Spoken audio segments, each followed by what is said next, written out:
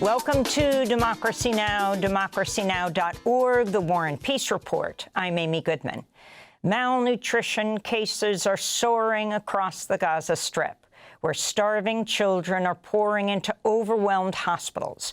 Earlier today, the Ahli Arab Hospital in Gaza City announced the death of a Palestinian child named Abdul Qadir al-Fayumi from malnutrition, the 115th starvation-related death since Israel reimposed its siege on Gaza in March. Israeli attacks across Gaza killed at least 62 Palestinians Thursday, 19 of them while they were trying to collect food from militarized aid sites run by the shadowy U.S. Israeli-backed so-called Gaza Humanitarian Foundation, or GHF. On Thursday, displaced Palestinian women in Rafah were directed by GHF to a woman-only distribution section where they were attacked with tear gas and pepper spray. The Americans said, go, go, so we went. Then they said, no, leave. After a while, they started spraying pepper spray on us. They burnt our faces and hands. We went outside, and they distanced us further away, so we went away. 5 minutes later, they started throwing tear gas. We were suffocating because of the gas. Then they called on the tank from a distance. They called on the microphone for the tank to come, and the quadcopter came, and everything was on us. The UN Human Rights Office says over 1,000 Palestinians have been killed trying to access food since May, mostly near GHF sites. This comes as a U.S. military veteran who quit his job as a security contractor for GHF says he witnessed other guards using deadly violence against unarmed civilians. The guard requested to have his face blurred and his voice scrambled to remain anonymous. He described an attack by U.S. contractors on a starving Palestinian man who dropped to his hands and knees to pick up noodles that had fallen to the ground. This guy wasn't armed. He wasn't a threat. So this UG contractor sprayed an entire can of pepper spray, an entire can into this guy's face. That's lethal. I was standing next to these two women, and this contractor throws this stun grenade, and it lands in between me and them. This thing hit her, and she just drops, just lifeless, collapsed to the ground. It looked like she had been killed. And to me, that was I could not be a part of that anymore. The disguised contractor was speaking to Israel's Channel 12 TV. The former United Nations Humanitarian Affairs chief has condemned Israel's assault on Gaza as a genocide. In a wide-ranging interview with Middle East Eye, Martin Griffiths predicted, quote, "My grandchildren will be learning in school about who did what in the worst crime of the 20th century. Griffiths added, quote, "There's no prior experience in my 5 decades of humanitarian experience that can come close to the comparison to the horror we are all seeing in Gaza," he said. Meanwhile, Canadian Prime Minister Mark Carney called Israel's denial of aid to Palestinians a violation of international law and said Israel's control of aid distribution must be replaced by international organizations. Australian Prime Minister Anthony Albanese wrote in a statement, quote, "Israel's denial of aid and the killing of civilians, including children seeking access to water and food, cannot be defended or ignored." And French President Emmanuel Macron says France will formally recognize the state of Palestine during the UN General Assembly in September. U.S. Secretary of State Marco Rubio strongly rejected what he called France's reckless decision that only serves Hamas propaganda, unquote. Israeli Prime Minister Benjamin Netanyahu said France's recognition of Palestine, quote, rewards terrorists. We'll have more on Gaza after headlines with Dr. Nick Maynard, who just returned from volunteering at Nasser Hospital in Khan Yunis, south of Gaza City. We'll also speak with the only Palestinian-American member of Congress, Rashida Tlaib. Thailand's prime minister says border clashes with Cambodia could lead to war. Meanwhile, Cambodia is claiming Thailand's committing war crimes using cluster munitions and heavy weaponry inside its territory. The death tolls climbed to at least 16 people on the second day of fighting. Survivors say they had to flee attacks with nothing but the clothes on their backs. We were looking after my mother at home, and we heard gunshots. Bang, bang, bang.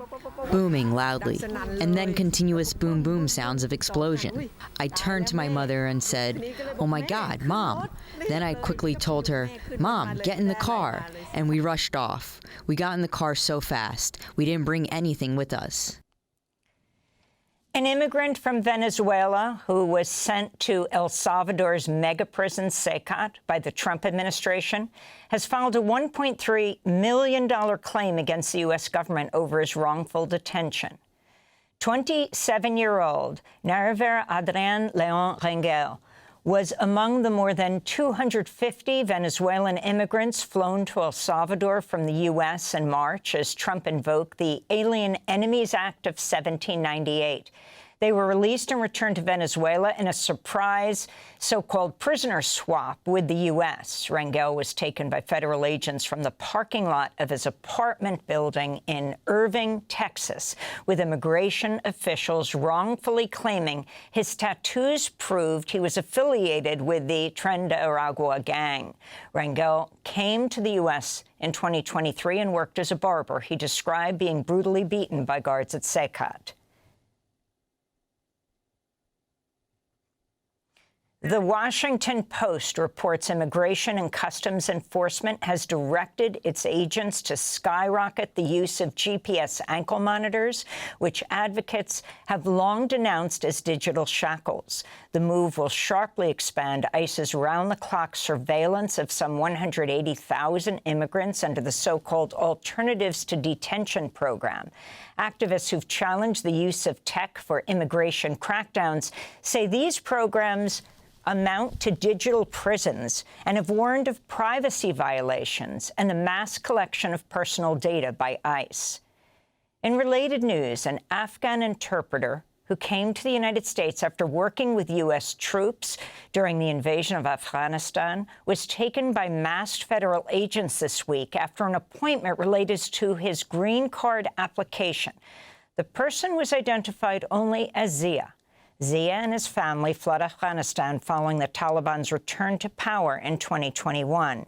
They were granted humanitarian parole by the Biden administration in 2024. This comes as thousands of Afghans in the U.S. face deportation after a federal appeals court refused to postpone the Trump administration's move to end temporary protected status for Afghans. The termination went into effect July 21st. The Trump administration's issued new threats against U.S. permanent residents. This week, Customs and Border Protection warned people must carry their green cards and proof of immigration status or face criminal charges and fines if detained by federal law enforcement. On Capitol Hill, the Senate voted 50-48 Thursday to advance the nomination of Emil Bovee, bringing Donald Trump's former criminal defense attorney one step closer to a lifetime appointment on the Third Circuit Court of Appeals. Two Republicans, Lisa Murkowski and Susan Collins, sided with Democrats opposing his nomination.